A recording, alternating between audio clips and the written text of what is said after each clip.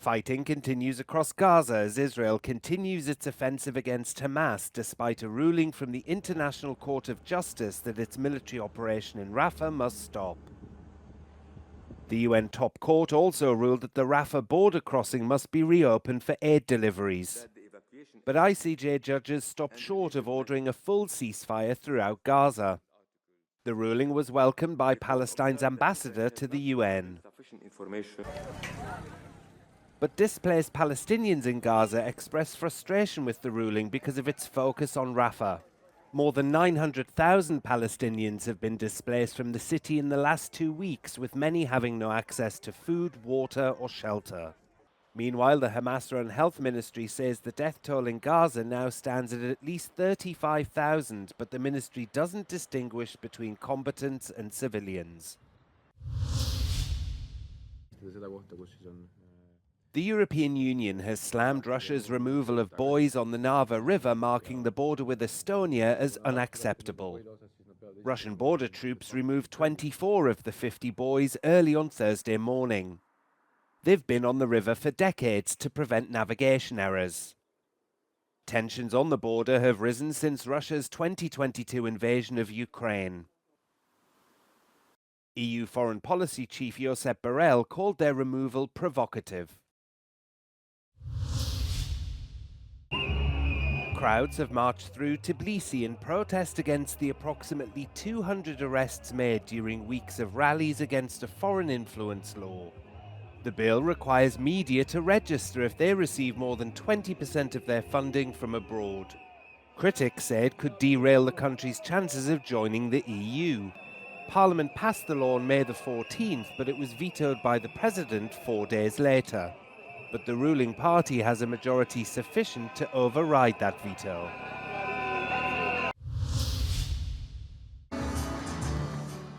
Officers from Greece's special police forces have taken part in an exercise during an international training event to combat human trafficking.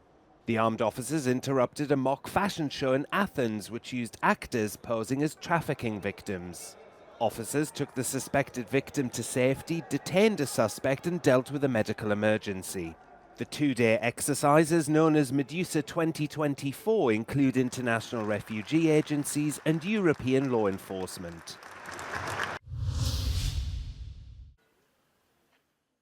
The southeastern town of Saint-Tropez on the French Riviera has constructed a temporary village to house seasonal workers.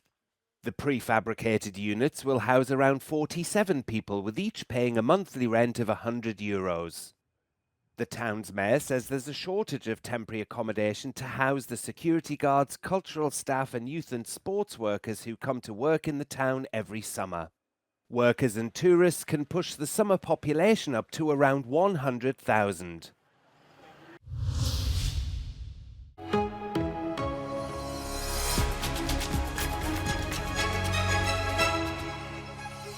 Bonjour, je m'appelle Myriam, j'ai 47 ans, je suis belge et la question qui m'a été posée, si j'étais MP au niveau de l'Union européenne, qu'est-ce que je ferais? Je donnerais un peu plus de pouvoir d'achat aux habitants de chaque pays membre parce que le fait d'y adhérer ne devrait pas nous diminuer, mais nous rendre un peu plus forts et aujourd'hui ce n'est pas le cas.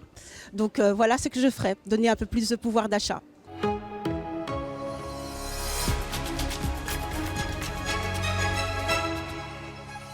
I want the fiscal policy pursued in the European Union be more liberal, to let governments be bolder in making larger public investments. Otherwise, such countries as Latvia will remain as a backyard and will never achieve the economic level of the old European democracies. Also, I believe it's necessary to put a final stop to austerity policy, which pushed many people, millions of Europeans all over the European continent to poverty and to economic immigration.